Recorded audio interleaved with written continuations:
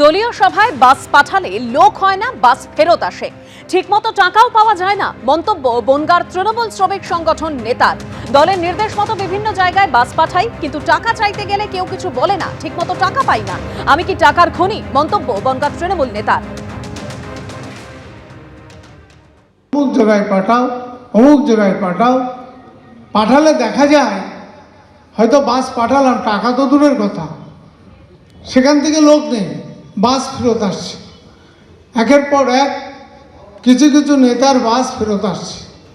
দুঃখ লাগে, বাগদা থেকে শুরু করে সব জায়গায় আমি বাস পাঠাই। তা আমি কি একটা খনি?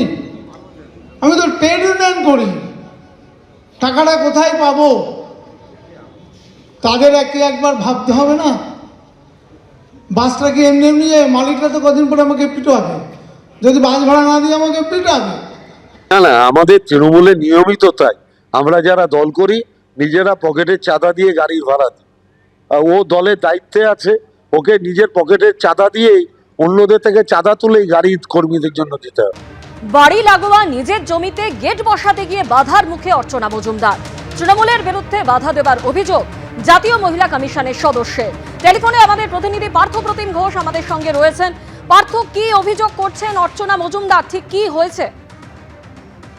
দেখো, অর্চনা মজুমদার যিনি বেলেঘাটার বাসিন্দা এবং তিনি যে বিষয়টা অভিযোগ করছেন যে বাড়ি লাগোয়া ওনার একটা জমি এবং সেই জমিতে জাতীয় মহিলা কমিশনের সদস্য তিনি অভিযোগ করছেন যে গত পরশুদিন গেট বসাতে যান এবং সেই গেট বসাতে গিয়ে একেবারে তিনি অভিযোগ করছেন বাধার মুখে পড়েছেন স্থানীয় তৃণমূল কাউন্সিলর।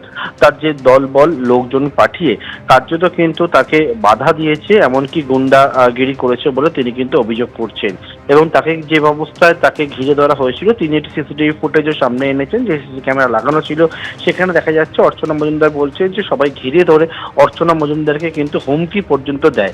সেই অবস্থায় তার নিরাপত্তার জন্য যেহেতু কেন্দ্রীয় বাহিনী পায়, সেই কেন্দ্রীয় বাহিনীর সদস্যরা থাকায় কোনো রকমে তিনি রক্ষা পেয়েছেন এবং কাউন্সিলরের বিরুদ্ধে দাদাগিরির অভিযোগ তুলছেন, যিনি হচ্ছেন 35 নম্বর ওয়ার্ডের কাউন্সিলর। তার বিরুদ্ধে এই অভিযোগটা যখন করা হচ্ছে, পাল্টা 35 নম্বর ওয়ার্ডের তৃণমূল কাউন্সিলর তিনি কিন্তু তার বিরুদ্ধে তোলা অভিযোগ অস্বীকার করছেন, করে জানাচ্ছেন যে ওই জায়গায় একটা কমন প্যাসেজ ছিল, সেটাকে ছেড়েই ওখানে গেট বসানো হচ্ছিল। স্থানীয় লোকজনেরা তাকে গোটা বিষয়টা জানিয়েছিলেন, তিনি কিন্তু পুলিশ এবং বিল্ডিং বিভাগকে জানিয়েছিলেন। অবশেষে কিন্তু সেখানে গেট বসানো হয়েছে। পাল্টা অর্চনা মজুমদারের বিরুদ্ধেই দাদাগিরির অভিযোগ তুলছেন কিন্তু কাউন্সিলর, একে অপরের বিরুদ্ধে অভিযোগ তুলছেন এবং অর্চনা মজুমদার এই মর্মে বেলেঘাটা থানায় মেল করে একটি অভিযোগও দায়ের করেছেন। ধন্যবাদ পার্থ। গেট ভেঙে গেছে, সেই গেটের রিপেয়ার মানে ফিক্সার ওয়েল্ডিং করে না, ওই করছে। হঠাৎ সখানেক যুবক ছেলে আশেপাশের ওয়ার্ড থেকে চলে এসছে এবং এখানে একজন আছে যে বাজার মেইন সে তৃণমূলেরই কর্মী, সে নিয়ে এসছে তারা এসে বললো যে কাউন্সিলর পাঠিয়েছে, আপনার এই কাজ বন্ধ করতে হবে, কাজ করা যাবে না। কেন করা যাবে না? আমার জমিতে আমার বাড়িতে আমি যদি আমার গেট বসাই তাতে কারোর তো কোনো অবজেকশন থাকে না, যদি থাকে সেটা কোর্ট বলবে, পুলিশ বলবে। তারা বললে যাচ্ছে তাই ভাষায় গালাগালি, যাচ্ছে তাই ভাষায়। বিকজ আই এম সিআইএসএ প্রোটেক্টি, আমি এসকেপড, আমাকে বাঁচানো হয়েছে, আমি আমার গেটটা আমি করেছি কাজটা। বুদ্ধদেব মিত্র, তার পাশের জমিটা বুদ্ধদেব মিত্রর। আপনি এত কিছু করার কারণে জোর যদি দেখানো হতো তাহলে তো উনি গেট বানিয়ে মানে পাঁচিল করে গেট লাগিয়ে দিয়েছে। ওখানে যখন এরকম ঘটনা, ওখানে পুলিশ গেছে, বিল্ডিং ডিপার্টমেন্ট, কর্পোরেশনের বিল্ডিং ডিপার্টমেন্ট গেছে। উনি পাশের জমিটা বুদ্ধদেব মিত্র, তার থেকে কেস কামারি করে ক্রিমিনাল কেস টেস্ট করে সম্পূর্ণ করার পর তাকে ভয় দেখিয়ে তার জমিটা কিনেছে এবং ওই জমিতে যে দলিলটাতে ডিড করেছে, ডিডে লেখা আছে যে ওই পোর্শনটা কমন প্যাসেজ। সেন্ট্রাল ফোর্সকে দেখিয়ে, ভয় দেখিয়ে বেলেঘাটা থানার অফিসারকেও ফোন করেছিলাম, পুলিশও লোক এসছে, দেখে গেছে, বলেছিল ওটা কমন, ওখানে বলেছিল ওরা বাধা দিচ্ছিল।